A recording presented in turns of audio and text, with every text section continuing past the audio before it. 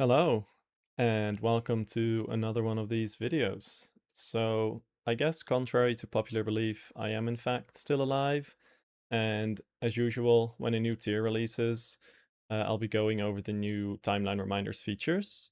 So the video contains timestamps in case you're not interested in some of them and want to just skip ahead. First off, we have by far the biggest new feature, which is analysis mode. You can access it by clicking this button right here in the bottom left. You can see the background color change to indicate that you're now in a new mode. All the recent pulls you did on the boss whose timeline you're viewing now show up on the left, and you can select any of them to review them. So let's select this 5.4% wipe here. We can make the window slightly larger so we can see more of it. The point of analysis mode is to be able to see all of the cooldowns that your group used during the pools that you did, and also inspect their deaths. So each member of your team has a lane that shows up below the timeline, and you can see all of their cooldown usages over the pool that you selected in each of the lanes. Whenever they die, you'll see the red background here, and you can hover over the red background to see what cooldowns they had available when they died, and to see like a short death recap. So for example, Brenda here clearly just sort of rotted down, but she still had Fade, Health Potion, Health Stone, and Desperate Prayer available. She did get the Eternal Burns that you see here on the timeline. So she could have probably popped something to prevent this from happening. You can see that after she got resurrected, she instantly used a health potion. So this should be fairly useful when you're raiding and you just like quickly want to see what went wrong, or see, if a team member died, if they could have used something to prevent it, or like how they died, what they died from, without having to go all the way through Warcraft logs, for example. And if you have this option in the bottom left selected, which is auto select new pools, what that does is whenever you finish a pool, it automatically pulls it up in Timeline Reminders analysis mode here. So you just open up Timeline Reminders by typing LR, and you'll see the last pool you did in front of you pretty much instantly. Here we're viewing a single pool, and we can see information on our screen for everyone that was part of that pool. And what we can also do is select multiple pools and view them for a single player. So how we go about doing that is in the top left, you have this button, and that swaps between single pool mode and multi-pool mode. So when we're in multi-pool mode, we can select, well, as the name suggests, multiple pools. So let's select all 5 pools in this session, and then this dropdown will let you select any of the players that participated in the 5 pools we have selected. So let's say we want to inspect Brenda again. Let's scroll out a bit. So now we can see all 4 pools that Brenda participated in, and we can see where she used all of her abilities. So for example, we can see that in the first pool, she used Ultimate Penitence at 20 seconds into the fight, whereas from the second pool onwards, she used it at around 50 seconds into the fight. So the idea behind this view is more to compare between pools, obviously.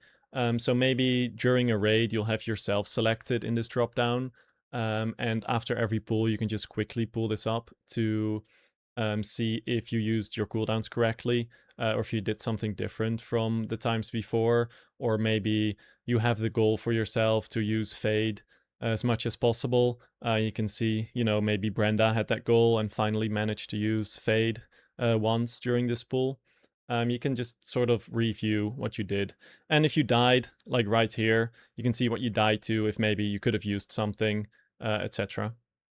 And again, this option, auto select new pools, will add any new pools you did to this view. So if you have all of your previous pools selected and you do a new one, it'll automatically get added and will show up at the top here. And one quick last thing to mention is that if you want to select a whole bunch of pools at once, you can click one of them and then shift click another, and it'll select everything that's in between them. So the reason only 4 pools show up here while we have, I think, 11 pools selected in total is because Brenda here only participated in 4 of them, and we have Brenda selected here. So if we select, Kimberly over here, you can see she participated in 2 of them, and Karen participated in 4. Right, so next up we have version checking, which got added a while ago. So let's go back to player mode and click the version check symbol in the top right. So this pulls up a new window for us. Obviously, I'm not in a group right now, so you can only see my versions. But if you're in a group, then you'll see all your group members here, and you can see if any of the add-ons you have selected are up to date. So if you're interested in tracking another add-on, you just click here. Maybe we're interested in tracking if everyone's ElfUI libraries are up to date. I don't know why you would want to do that, but you just click it and then it gets added here and you can instantly see if everyone's ElfUI libraries are up to date. So if we're no longer interested in tracking it, just click the delete button.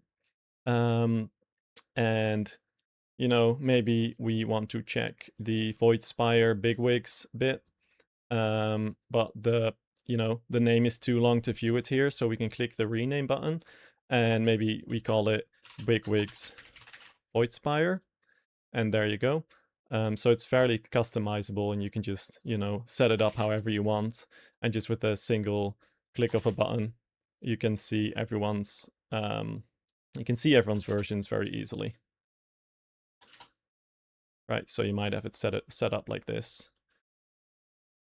All right, moving on, a small new feature that got added is the ability to move phase lines. So we have the Beleren timeline here, obviously, and the default push timing for P2 Beleren is right here. But let's say, you're somehow, for some reason, being super speedy in P2 instead.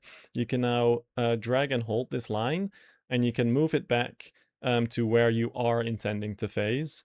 Now, this doesn't actually affect your reminders, but it just makes it so the timeline you're viewing reflects when you're actually pushing the boss. So if you were to place a reminder at 4 minutes into the fight, then it'll actually show up 4 minutes into the fight. Whereas, if this one, you can middle click to reset it, by the way, which is what I just did. If this phase change is not positioned where you're actually intending to phase, then you might have made a reminder at 5 minutes, but because this phase happens much earlier, it'll show up at 4 minutes.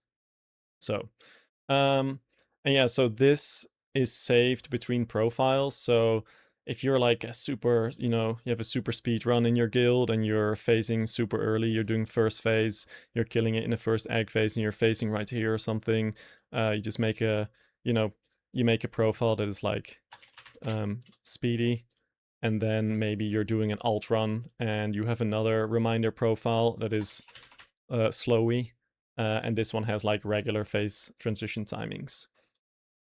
Right, so moving on to something that was requested a lot at the start of the tier, with the introduction pretty much of NSRT alerts and reminders, is sort of improved integration for it. So now you can see NSRT alerts, your reminders that come from the NSRT notes, and you can even see assignments in timeline reminders. So I don't have them toggled right now. So right now NSRT would just display them, but as soon as I toggle these, NSRT will stop displaying them and timeline reminders will take over. So let's say I enable the NSRT alerts. So you can now see them show up on your timeline. And this means that NSRT will no longer display any of these, but timeliners will do so instead. You can even click them to modify them. So maybe I want to modify this next hit reminder or alert, sorry, during the intermission. I click it, and then I can, turn it into whatever I want. So maybe I want to add a beep sound to it, and I'd like it to be, for some reason, a circle, and I want it to be, yellow. And then from now on, every time this alert happens, it'll look like this. You can also quickly enable or disable these alerts by middle mouse clicking them. So when I middle mouse click this, you'll see all of them go transparent and grayed out, and this makes it so they don't show up during your pools anymore. You can, of course, also disable them inside of Northern Sky Ray tools, which will also just completely remove them from your timeline here. And then there's one additional option here, which is you can have this check button enabled, which makes the alerts show up during pools and makes NSRT stop displaying them. But let's say you do want them to show up during your pools, but you find them to be, cluttering your timeline. So you can disable them on your timeline. And this makes it so, well, they're hidden from your timeline, but they still show up during the fight. And if for some reason you don't like the default pink color that I gave them, you can click here and, give them a different color. And this works for note reminders, etc. as well. All right, so as you can see, suddenly our entire window is now in Korean. And this is also a new feature that got added somewhere through this tier, which is localization. So Timeline Reminders is now available in multiple different languages. From the top of my head, it's German, Russian, Chinese, and Korean right now. If you're interested in adding your own language, just hit me up on Discord, I guess. But those are it for now. And the way you swap to a different language is when you log into the game on a different client, like a different language client, you'll see an option in the top right here to swap to the language that your client supports. Okay, we're back to English. So a small quality of life feature that got added are these arrow keys, and they just let you scroll through the boss timelines more quickly and easily, like this.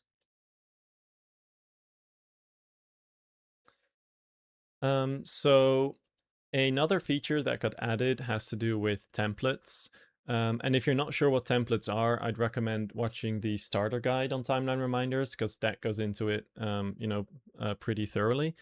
But one thing that templates never offered is the ability to change reminders that already exist. So let's say you have a bunch of reminders for, let's select some ability here for Death Grip. Well, I would have some of those. Then let's say you have a bunch of those and you want to bulk change them all to be pink. So before, what you'd have to do is you'd make a template for them, and then every new Death Grip reminder that you make would now be pink. But this template, creating this template wouldn't, retroactively change Death Grip reminders that you already had. So what you now can do is click this button, which is apply to existing reminders, and it lets you apply whatever changes you made to this template, or whatever settings you have in this template, to all existing Death Grip reminders that you already had. So clicking confirm here applies this to all Death Grip reminders across all timelines. If I would only want to apply it to, this specific timeline that I'm viewing right now, I would, check this option before pressing confirm. And while we're in the reminder config window anyway, I'd like to show you that there are a few additional text replacements. So if you hover your cursor over the text box here, you'll see everything you can use. So if I want to make a reminder, for example, for, all DPS have to go left, I could do this. And then it would show as such. So just pressing test, and it'll show you a blue arrow left with the DPS icon.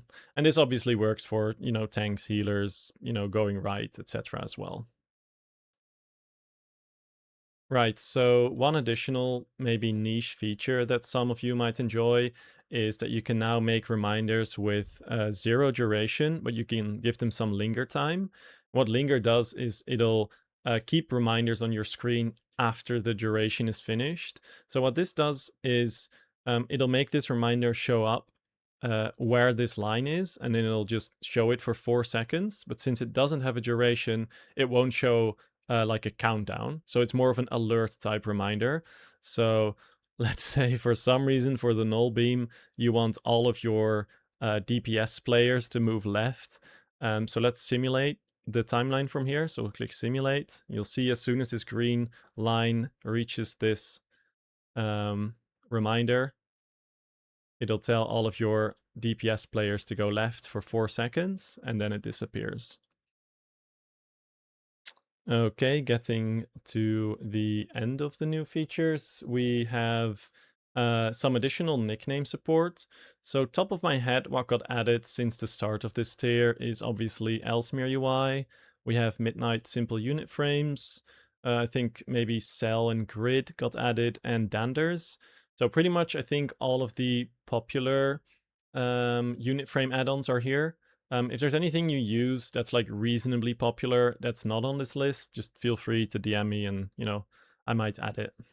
And I think very last one here is if we open up the anchors, which is, the configuration where we configure what our reminders actually look like. There is now an option to make your icon reminders grow left and right. So here here they're growing left, here they're growing right. Yeah, can do whatever you want. You can put the text on top, on the bottom, uh, different font. Maybe we'll use this ugly bigwigs font, and there you go.